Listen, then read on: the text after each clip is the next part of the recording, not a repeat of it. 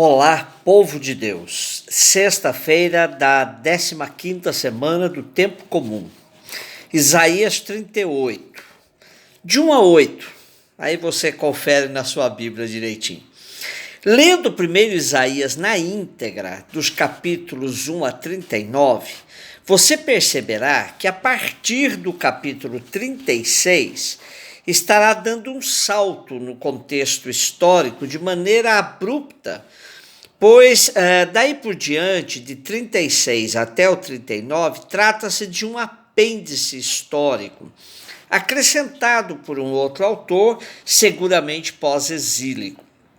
Apesar de narrar acontecimentos do século VIII a.C., pois Ezequias reinou de 726 a 697 a.C. Fica evidente que se trata de uma releitura da história à luz do exílio. Durante os 29 anos de reinado de Ezequias em Judá, houve uma tentativa de manter certa autonomia do Reino do Sul, saindo da vassalagem admitida pelo rei anterior, Acás. Mas os assírios não davam tréguas.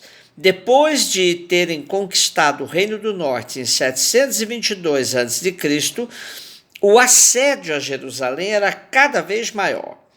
O texto de hoje está situado a 15 anos antes da morte de Ezequias, que no seu 14º ano de reinado foi acometido de uma enfermidade letal. Isaías lhe confirma a gravidade de sua situação, dizendo-lhe: ponha em ordem sua casa, pois você vai morrer, não tem como escapar. Estamos numa época que a enfermidade era entendida como castigo de Deus, e assim o rei vai recorrer a quem ele pode salvar, o Deus de Israel. O rei, depois de muito chorar, apresenta suas credenciais a Deus, dizendo-lhe que sua vida foi reta, de confiança absoluta naquele que tudo pode e cheia de boas obras. O que move o rei é o princípio da retribuição. Fui bom, mereço recompensa. E é exatamente isso o que ele vai receber de Deus, que lhe diz: ouvi a sua oração, vi as suas lágrimas e vou aumentar em 15 anos a duração de sua vida. Vou também livrá-lo das mãos do rei da Síria, a você e a esta cidade, é Jerusalém no caso. Isaías então prepara um emplastro de figo para que o rei coloque sobre a ferida, para que ele recupere a saúde. E o rei ainda pede um sinal a Isaías. E o sinal é bastante interessante. Isaías diz ao rei: no relógio de sol de Acás, farei com que a sombra volte para trás os 10 graus que avançou. E o sol voltou os 10 graus que já tinha avançado no relógio. Para mentes acadêmicas, racionalistas, tudo isso cheira a superstição, bobagem. Porém, quando convivemos com o povo, escutamos milhares de histórias semelhantes envolvendo padres antigos, milagrosos, que tinham fama, de milagres, de milagreiros. Nossa religiosidade popular tem inúmeros casos de curas milagrosas baseadas na fé de nosso povo, que muitas vezes depende unicamente desses meios para cuidar da saúde, uma vez que estão alijados dos caríssimos planos e distantes de um cuidado sério da parte de órgãos governamentais. Para muitos, resta mesmo somente a religião e a fé inabalável em Deus.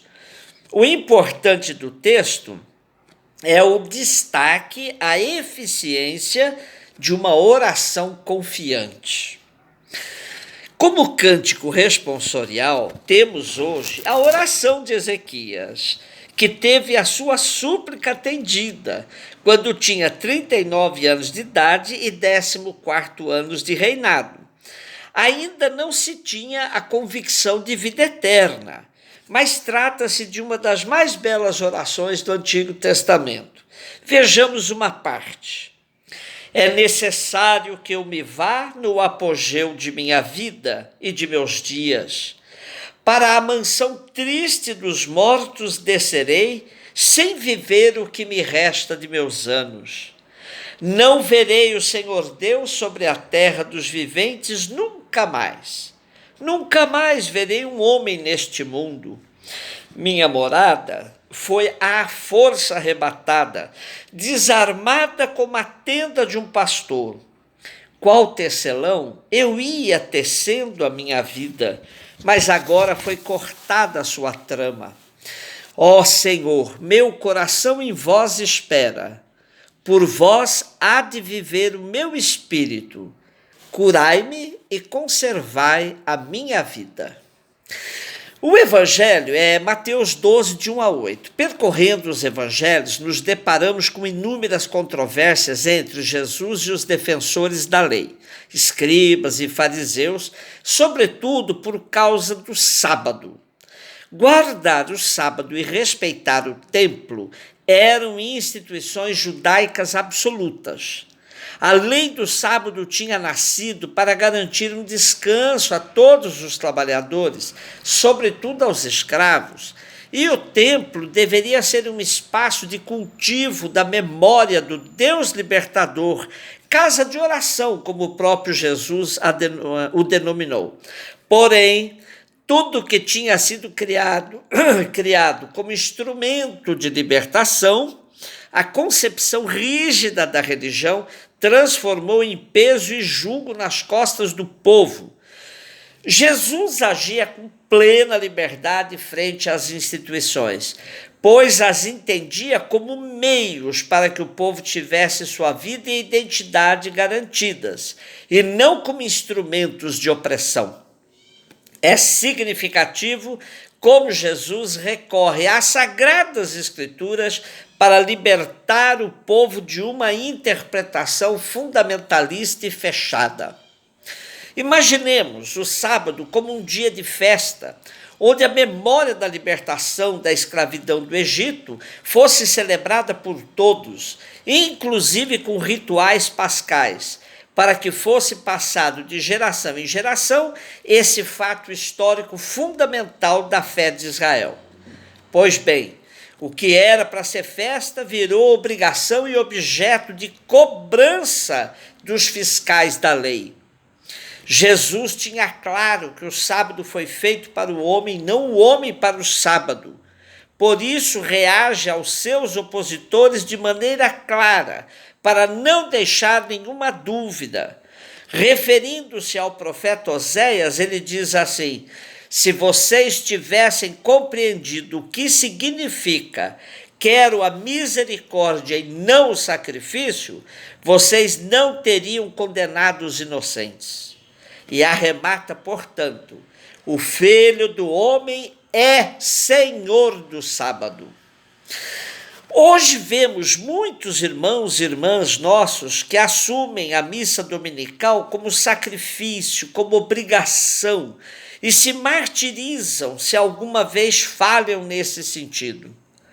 Há mesmo quem evite se aproximar da Eucaristia caso tenha falhado na sua obrigação dominical, orientado muitas vezes por canais católicos que tantas vezes hoje se colocam como porta-vozes da doutrina sem misericórdia. É bom nos perguntarmos se é isso mesmo que Jesus quer. Para que está servindo a religião em nossa vida? Sou livre nas minhas práticas religiosas? E hoje celebramos os mártires Inácio de Azevedo e seus 39 companheiros jesuítas que foram assassinados no mar em viagem missionária de Portugal com destino ao Brasil. Inácio de Azevedo nasceu em Portugal, na cidade do Porto, no ano de 1527. Em 1548, ele entrou na Companhia de Jesus, jesuítas. No ano de 1565, seu superior, Francisco Borja, depois São Francisco Borja, lhe confiou a inspeção das missões das Índias e do Brasil, durando essa visita cerca de uns 3 anos, e em seu relatório Inácio pedia reforços, e Francisco Borja ordenou-lhe que recrutasse em Portugal e Espanha missionários para o Brasil.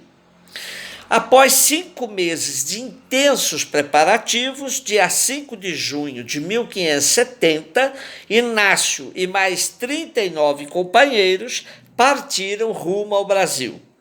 E em 15 de julho de 1570, Inácio de Azevedo e seus 39 companheiros foram degolados por corsários franceses em alto mar. São conhecidos como os 40 mártires do Brasil, sendo que, com exceção de Inácio, os demais 39 nunca no Brasil puseram os pés. Um beijo no seu coração.